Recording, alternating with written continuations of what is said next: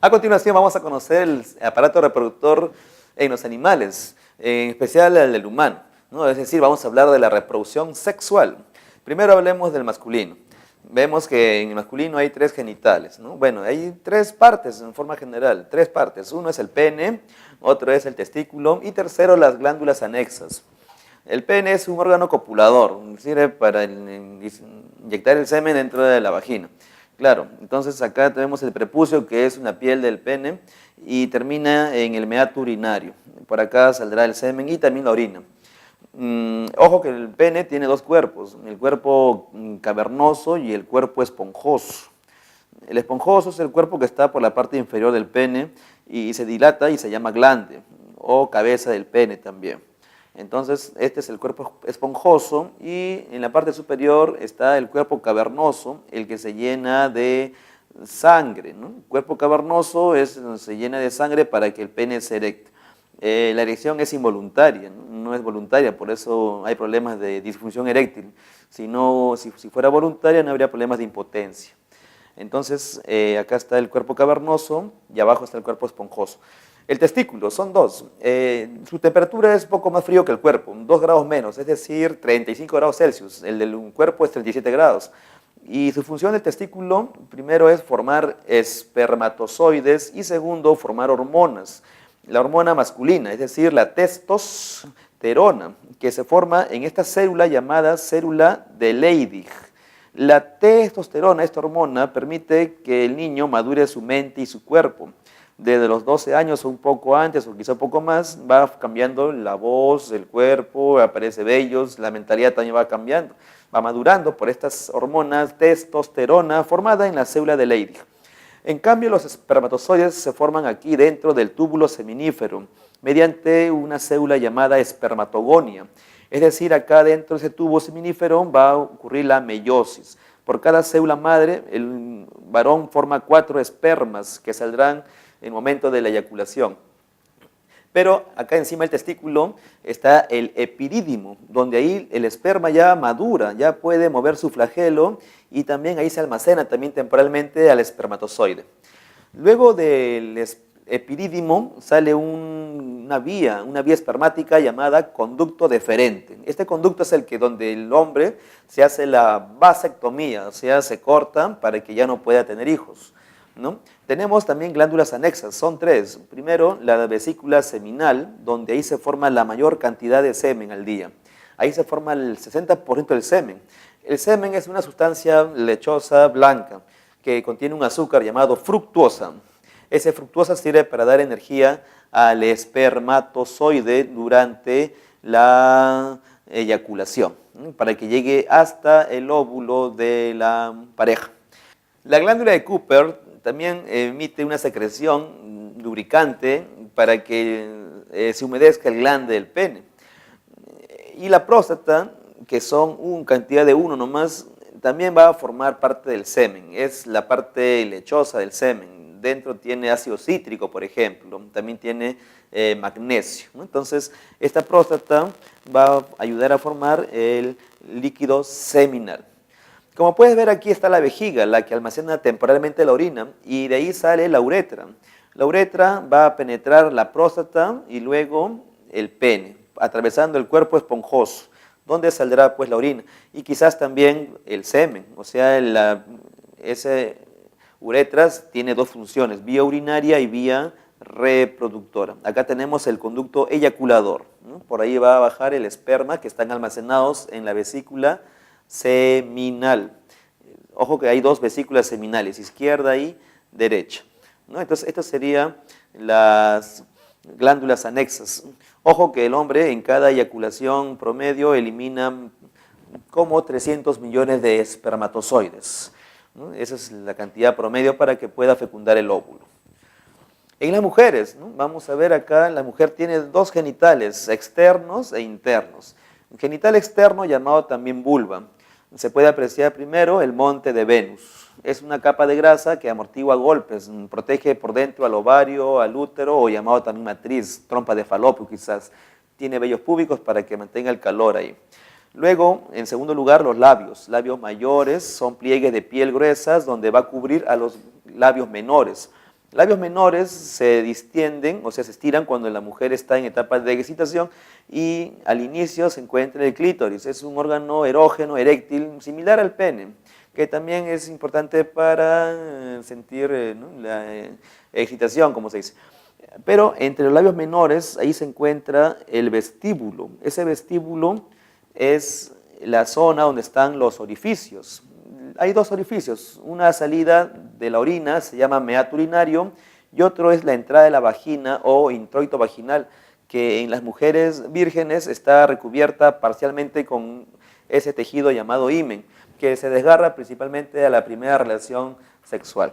Es un tejido que protege de microbios, o sea, de infecciones a la vagina. Y bueno, está protegiendo a la vagina la entrada. Entonces, esto sería el genital externo o llamado también la vulva. A continuación, los genitales internos en la mujer. Ahí está, por ejemplo, la vagina, que es un órgano copulador y también canal de parto. Está el útero o matriz, donde ahí se desarrolla el embrión. Las trompas de falopio, donde ocurre la fecundación, es decir, la unión de los gametos en el tercio externo. Y el ovario, donde va a formar los óvulos mediante la meiosis, ¿no? Y también va a formar hormonas. Ahí ocurre el ciclo ovárico. Entonces, este es el genital interno, donde ya dijimos se unen los gametos en el tercio externo y se formará luego el huevo o cigoto. Y ese es el recién nacido, bueno, el ser vivo en todo caso, ¿no? Después se va a desarrollar poco a poco con la mitosis. Se va a dividir en 2, 4, 8, 16. Llega a la etapa de mórula, donde presenta 16 blastómeros, ¿no? Cada célula se llama blastómero. Luego ingresa al útero y se convierte dentro, ya se transforma en blástula. Es la etapa de blástula que se va a implantar en el útero, en el fondo uterino. Eso se llama anidación o implantación del blastocisto. De ahí donde ya el bebé se va a desarrollar los 9 meses. Dentro se va a transformar en gástrula, ¿no? Gástrula es la etapa donde ya se va a observar ahí al embrión con 3 capas. La primera se llama ectodermo, la más externa. Luego la segunda, la más interna, endodermo. Y la del medio se va a llamar mesodermo. Estas capas embrionarias, ¿no? Van a formar tejidos y luego órganos y sistemas. Ejemplo, ectodermo va a originar la parte externa del cuerpo, va a originar la piel, sistema nervioso y a los órganos de los sentidos. Mesodermo va a originar a 5 sistemas, ¿no? Mesodermo origina, por ejemplo, hay una bonita mnemotecnia para que te acuerdes, ¿eh? El mesodermo, mira, meso, conviértelo en mesa y la mesa sirve para comer, ¿no? Entonces ahí están los 5 sistemas. La O, bueno, comer, C de sistema cardiovascular, la O de óseo, la M de muscular, la E de excretor y la R de reproductor. Y la última capa, el endodermo, va a originar a 2 sistemas, el sistema digestivo y respiratorio. Este es el endodermo, entonces origina los sistemas vitales, digestivo y respiratorio. Esto fue la etapa de gástrula, donde ya se forman las capas embrionarias o capas germinales, se llama así, ¿no? Capas embrionarias o capas germinales. Es en gástrula que se forma a la 3ª semana de tu vida. Fecundación, ya dijimos, la fecundación es la etapa donde se juntan los gametos. Entonces, hay 2 tipos de fecundación, una se llama externa y otra es interna. Externa ocurre fuera de la madre, es decir, en el agua. ¿Quiénes hacen esa externa? Los peces, ¿no? Claro, peces mayoría, el tiburón hace, por ejemplo, interna. Luego también los anfibios como los sapos, ranas, ¿no? Hacen externa en el agua. Y también están por acá los invertebrados acuáticos. Ejemplo, acá está pues los bivalvos, los equinodermos, o sea, estrella de mar, etc., ¿no? Esa sería la fecundación externa. Pero también hay la fecundación interna donde ya ocurre dentro de la madre, en la trompa de Falopio. ¿Quiénes hacen esa interna? Los animales reptiles, o sea, los terrestres, las aves también internas, y los mamíferos, ¿no? O sea, acá estamos los humanos, ¿no? Los mamíferos mediante el órgano copulador llamado el pene y la hembra pues la vagina, ¿no? Y así es la interna. Entonces, los animales, ¿no? También hacemos, bueno, en general los humanos también, ¿verdad? Hay 3 tipos de nacimiento, ¿no? Tipos de nacimientos. Uno se llama, ¿no? Nacimiento es la salida del recién nacido, del neonato.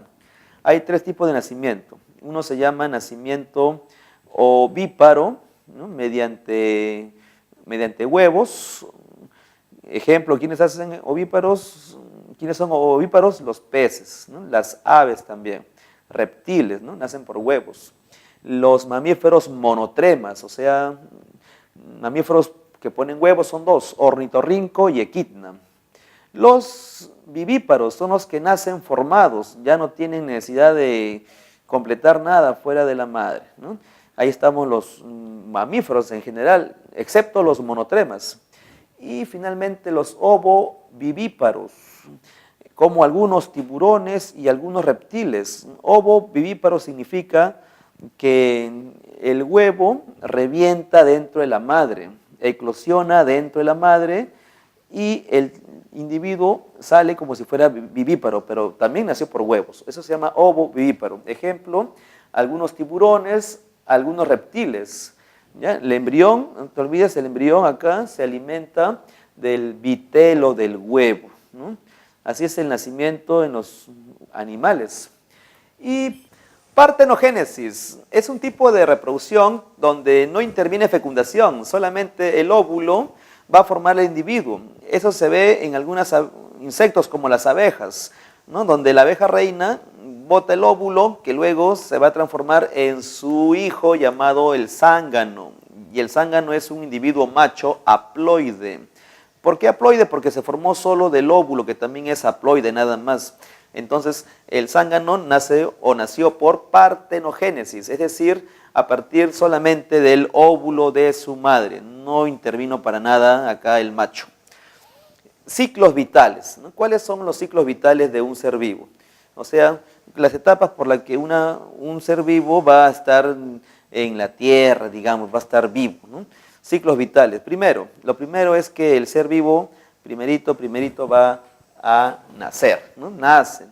Claro, ya vimos nacimientos, ovíparo, vivíparo, etcétera, ¿no? También va a crecer luego, ¿no? Gracias a la hormona de crecimiento, ejemplo, en las plantas, auxina, citoquininas, en los animales, somatotropina. Crecerá hasta cierta edad, ¿no? Claro, animales hasta cierta edad, las plantas crecen pues toda la vida por el tejido meristemo. Luego viene la reproducción, es decir, va a perpetuar su especie como tiene que ser, ¿no? Se reproduce. Poco a poco luego viene la vejez, ¿no? Va envejeciendo y va gastando también las células su fuerza para terminar en la muerte, ¿no? Así es los ciclos vitales del ser vivo, ¿no? Acá no hay nada que hacer ya. Entonces son leyes o reglas de la vida.